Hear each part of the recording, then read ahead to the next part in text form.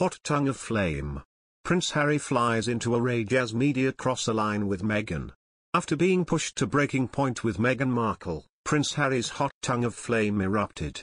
Jonny Dymond, a royal correspondent, described Prince Harry's remark, in which he claimed the media had stepped a boundary when covering his connection with Meghan Markle, as a hot tongue of flame. The royal family has been the subject of controversial BBC documentary The Princes and the Press, presented by Amol Rajan. The first episode of the two-part programme, which aired on Monday, examined the relationship between the media and Prince William and Harry.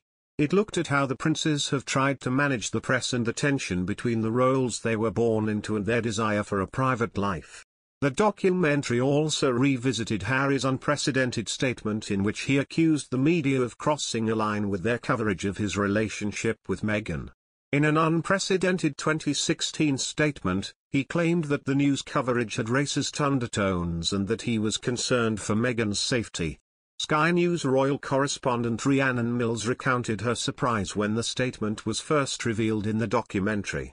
Ms. Mills said, "I was sitting at home, it was a weekday morning, and all of a sudden this statement drops in my inbox.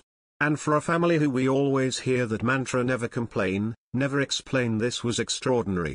The statement was issued by a royal official on behalf of the Duke of Sussex, who had only been dating Meghan for a few months at the time. Because of its blunt and outspoken style, which differed from the usual, brief royal messages, it was met with widespread surprise in the United Kingdom. BBC royal correspondent Mr. Dymond said, "It was a hot tongue of flame, that statement, and that is not the way that a press advisor would have phrased anything." However, Harry felt compelled to do it. The speech was also unique in that it made a direct and public reference to a member of the monarchy's private life. Meghan has been subject to a wave of abuse and harassment.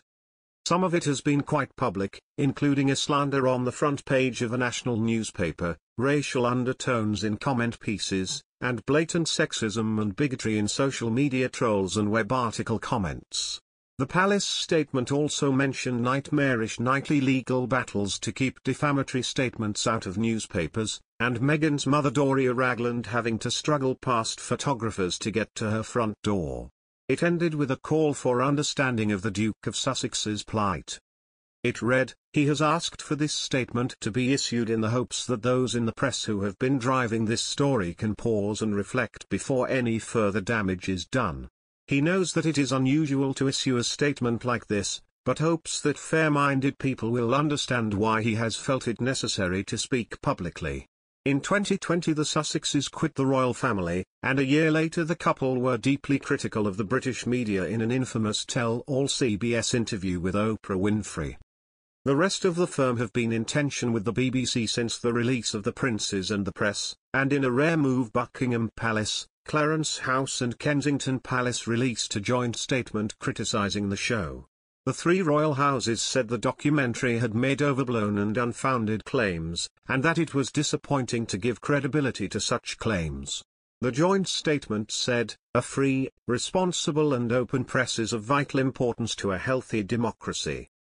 However, too often it is overblown and unfounded claims from unnamed sources that are presented as facts, and it is disappointing when anyone, including the BBC, gives them credibility." The documentary had used first-hand testimony from royal correspondents and explored suggestions that negative stories about the royal family were based on information from people connected to other royal households. In response, the BBC said the programme was about how royal journalism is done and features a range of journalists and the newspaper industry.